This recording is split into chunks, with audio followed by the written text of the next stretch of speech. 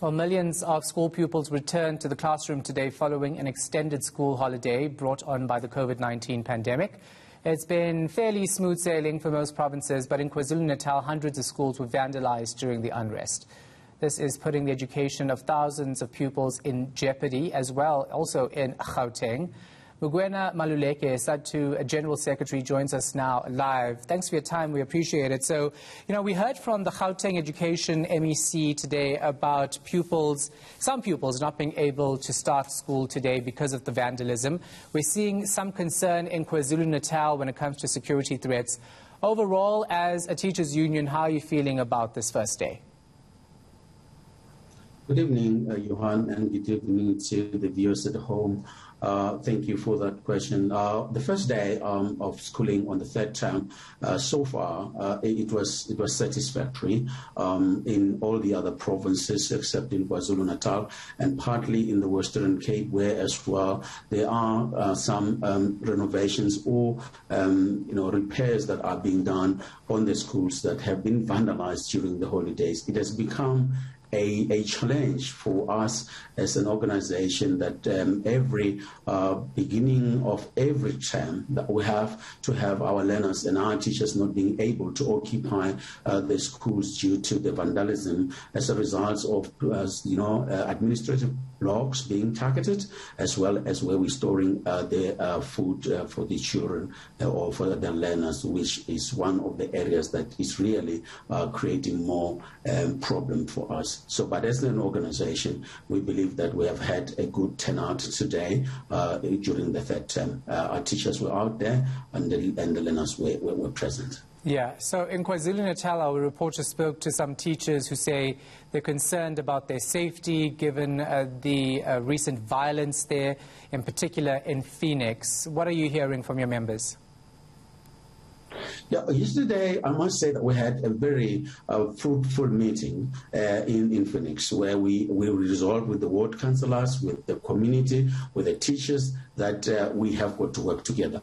Of course, it was tense, and this morning at 6 o'clock in the morning, we have deployed some of our leaders to be there to make sure that they are able to monitor the situation. Yes, it was tense. However, because of the commitment of the community, especially the ward councillors and all the other community members there, working together with the teachers and the administration, the situation is being monitored, and of course, we are doing everything we can to making sure that each and every incident is reported to the Department of Education as well as the law enforcement agencies, so that they can be able to assist our schools, because we believe that if the schools cannot be protected, therefore it is going to be a generational catastrophe for those particular learners, because they're going to miss out already. They have already missed out because they are on rotational basis. So yes, our teachers are concerned. However, we are working very hard with the communities. We believe this time around we have seen solidarity, and that is what we are appreciating as an organization.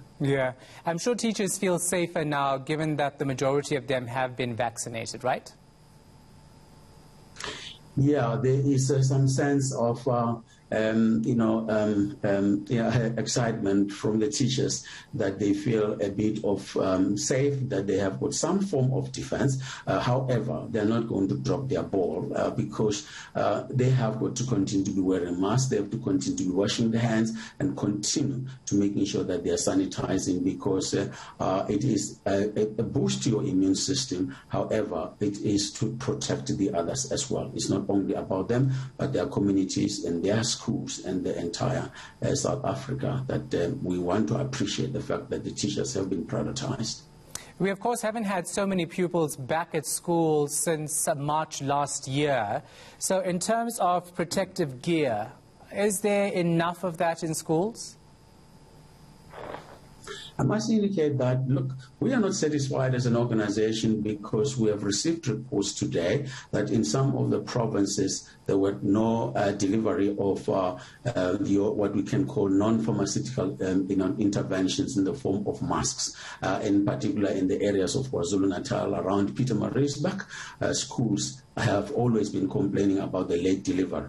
The department always put up some defensive mechanism by they saying if they deliver deliver on time, or they deliver a day or a week before, those things will be stolen, like it happened last year, where the entire, boxes of masks were taken away while they were being delivered at the school. I also experienced some problems in Northwest, and it's something that really we have got to attend to it, because it cannot become a norm that we do not have enough masks, because for us to be able to be protected and be able to build resilience and champions and ambassadors out of the schools, we need to ensure that the masks become part of our culture. All right. Thank you so much for your time. We appreciate it. That was Mugwena Maluleke, Sadtu's General Secretary.